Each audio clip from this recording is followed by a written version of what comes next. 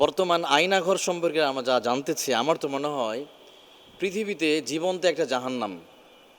কেউ যদি জাহান্নাম দেখতে চায়, এই স্বৈরাচার সরকার যাদের পতন হলো, এদের তৈরি করা ওই আয়নাঘরটা দেখে আসা উচিত। এখানে যারা ছিল, বিশেষ করে এরা নির্যাতিত, নিপীড়িত। এদেশের হক্কানি আলেম, অধিকাংশ আলেমদের এখানে রাখা হয়েছে এই আয়নাঘরের ভিতরে। যাদের রাখা, তারা নিজেরা এখন সব বলে দিচ্ছে এখন, কারণ এতদিন তো তাদের মুখের মধ্যে তারা কুলুপিটা দিয়েছিল, কথা বলতে দেয়নি, বাক স্বাধীনতা ছিল না, মানে মানুষের মুখ থেকেও কথা বলতে পারতো না। এখন আলহামদুলিল্লাহ স্বাধীন, মানুষ এখন মত প্রকাশ করতে পারে, কারণ স্বৈরাচার নাই।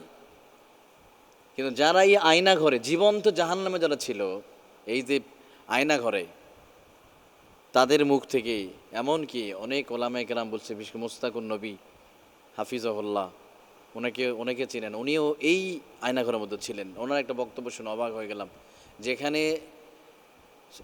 মাত্র 2 হাত জায়গার মধ্যে থাকতে দেওয়া হয়।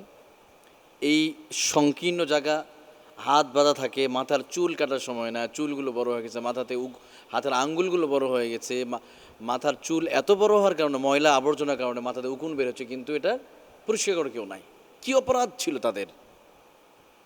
এই যে নিরপরাধ একজন আলেমকে এইভাবে রাখছেন, একটাবার কি মনে হয় নাই? আমার তো মনে হয় এই সমস্ত আলেমদের চোখের পানি আমাদের মহান স্রষ্টা, আমাদের রব আজকে এই জালিমের পতন ঘটিয়েছে। এটা আল্লাহর পক্ষ থেকে হয়েছে। এই যে আলেমদের চোখের পানি ঝরছে দিনকে দিন।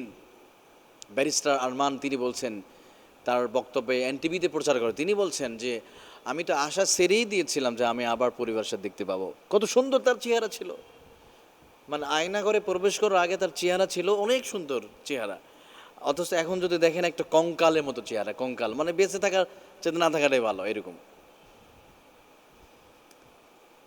একজন ব্রিগেডিয়ার, যিনি সেনাবাহিনী হওয়ার যোগ্যতা রাখেন, এমন ব্যক্তিও এখানে 10টা বছর চলে গেল জীবন থেকে। এই যে মানুষগুলো, আরেকজন ব্যক্তি দেখলে, অনেকেই এই আয়নাঘরের ভিতরে অনেক আলেম ছিলেন, অধিকাংশ আলেমরা ছিল। এই আলেমদের চোখের পানি মনে রাখবেন কখনো বৃথা যায় না। আলেমদের চোখের পানি, আমার তো মনে হয় এই আয়নাঘর এটা রেখে দেওয়া উচিত।